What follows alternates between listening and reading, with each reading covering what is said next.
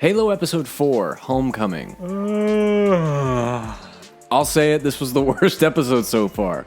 It was slow. Really slow. It was a slow episode. It felt like every aspect of the show, every storyline just came to a straight halt, which is really disappointing because last week I said, I think it's going to pick up next week. You know, we've kind of set the stage for what this show is, where the people are going, and next week we're going to get back to the action. That didn't happen. Now, look, I'm not the type of person that needs explosions and guns firing off and all that kind of stuff in my movies and television, but I just really don't like television that is really drawn out and very, very slow.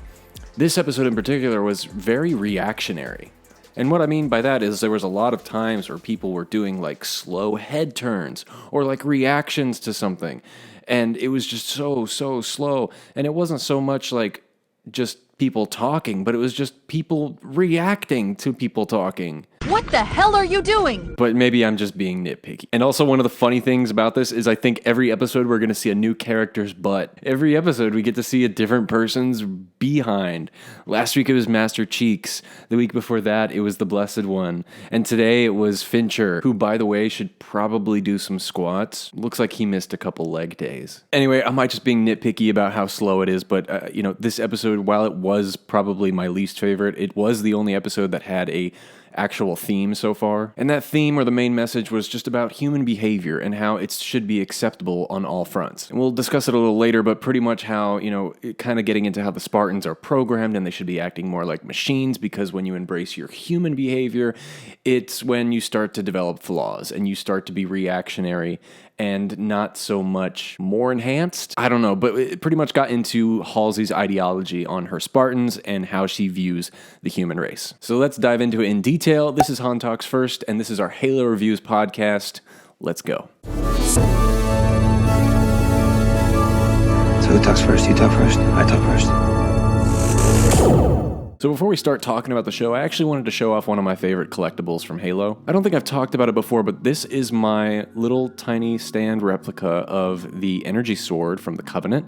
It's kind of hard to focus on screen here, but I got this for Christmas last year from my girlfriend's brother, and it's pretty cool. It sits right next to my Xbox whenever I play Halo. Okay, so jumping right in, let's start with the opening scene. We're getting way more flashbacks, which kind of delves into what the whole point of the cliffhanger was last week, going to this new planet. This new planet being the Eridanus system. This, of course, is the system that Chief and his parents moved to try and start a new life, and where we found out more about his family's background as far as their scientific career. They were some kind of botanists studying plant life and trying to make it grow on this planet. Again, tying back into the main theme of this episode, showing that humans are becoming overpopulated. They need new places to live, and the places that they currently live, they destroy. They pollute, they overpopulate. But one of the great parts about the opening flashback was the parallel from last week's episode of the detention cell, because last week, Master Chief, after breaking protocol and kind of going rogue a little bit, was put in the detention hall where Halsey confronted him, and it was very similar to when he was a child being in the detention hall again, and Halsey trying to confront him then too. And why I liked it was it kind of shows a pattern of behavior with John. It shows that he is kind of rebellious in nature. Again, going back to this human response thing. Obviously showing that he's meant for something else, not just for this mechanic, robotic, by the book type of Spartan behavior. Speaking of Spartan behavior, he is not in his Spartan Mjolnir armor at all in this episode. He's barely in it. The other Spartans too. It's really, I still don't know how I feel about it. I want to see Chief. I want to see him do Chief thing. One of the great parts about him the time that he was in the armor was just seeing Master Chief ride in a warthog through the woods. It reminded me of being in the original Halo, just driving through that first planet that you're on and you finally get a warthog. It's fine. I want to see more Spartan action. Cortana, of course, made her debut last week. She's back again, and I absolutely love this version of Cortana now. And it's so on character because like when they were flying through space, coming out of slip space, and she was pointing out like fun facts about it, how like, well, the human eye actually can't perceive slip space. This is actually how you just perceive it, but it's actually something we can't conceive of as humans. And it's just like, I watched that and I was just like, man, that is so Cortana. Like a little bit of sarcasm, a little bit of attitude, and that's her. But another thing that this kind of episode showed us was that Cortana is starting to care a little bit more about Chief, kind of going against Halsey's regulation and trying to adapt more to him and his new feelings and emotions that he's experiencing. Okay, so let's talk a little bit more about the Eridana system. So from the first time we see the shot of them flying into the Eridana system, I was like, wow, this really feels like the game. As far as that big dome structure that you see upon arrival and just walking through the woods and some of the inside design of the home, all this really felt like I was playing the game, and it really embraces that open world mentality of it.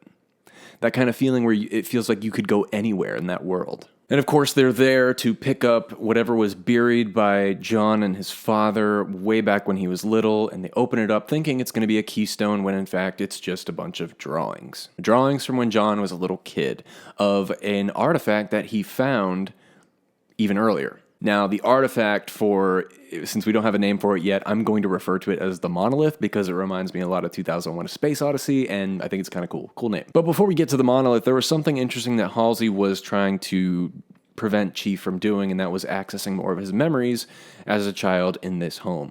And I thought the build-up to that moment where it was revealed that Halsey was at his home on Eridanos as a child, that was really well done. Again, kudos to the editing department. The editing for the show, I think, has been the strongest as far as a filmmaker discipline perspective goes. I think it's done really well. My least favorite still being the music, but that's another conversation. So yeah, the build up to some kind of reveal was happening. I thought it was done really well. But the reveal in the end, it really wasn't it was built up a little too much, I think, because the reveal that she was there as a child was something the audience kind of already had suspected. But that moment in particular of flipping the coin and Halsey talking to him, kind of like picking his brain to see, it kind of reminded me of Palpatine talking to young Anakin, being like, little Skywalker, we will watch your career with great interest. So Halsey's playing Palpatine here, being the puppet master, pulling the strings behind the curtains and everything. So what's interesting about the Monolith is,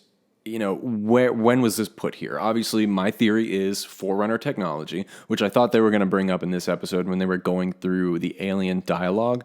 But what is the purpose of Eridanos? Like, what is the significance behind this planet? Obviously, maybe his parents knew something more to this planet. That's my theory, too. Because obviously, his father didn't want anything about this monolith to get out to the public, so he had it buried. Maybe it is one of the reasons why life can thrive on that such desolate, dead planet is from the power of this monolith. But again, I don't know. It's going to be hopefully revealed sometime soon. So meanwhile, in plot B with Quan and Soren, they go over back to planet Madrigal. Man, this whole sequence of events of B plot was just kind of so dragged on for me. It felt like the Casino World Canto Bight from The Last Jedi. It just felt like a complete waste of time and not at all interesting. Pretty much all that's established in these scenes is that the people, the rebellion, the resistance, whatever they're calling themselves, have lost hope.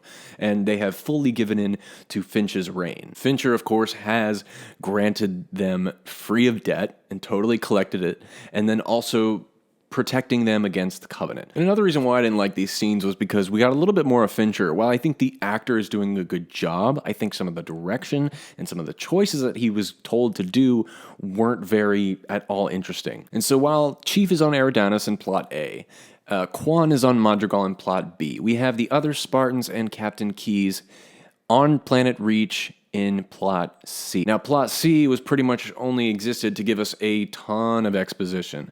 So Keyes is working with the Spartans now. It's our first real conversation or encounter with them, getting to know them, and she's starting to learn more about them and realize, hey, they are human too. Meanwhile, they are testing the dead elite bodies, they are testing the alien weapons, and they are also trying to study the language, which that I thought was actually pretty interesting. Fun fact about the original Halo, so the elites in that game, the way that they made that language for the game at the time was they took dialogue from Sergeant Johnson's character and they reversed it and kind of distorted it a little bit, and that's how they got the language for the elites. So anyway, back to the Spartans, we see the 125, I think is her number. She is starting to develop her own individualism too, because she also removed that inhibitor chip on her spine. And then immediately she starts to feel emotion and she starts to create her own personality again, going back to the main theme. And one of the things she decides to do is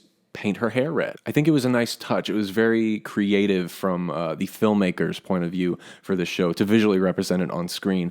And it brought for a great moment between 125 and Miranda Keyes when she was just like, "You're not telling me something," and she like starts to get scared and she was just like, "The hair, it's terrible, isn't it?" It was a cute moment and it was set up really nicely. And honestly, that's it for today. I mean, it was a shorter episode. Again, I think this was the worst one. Tons of exposition though.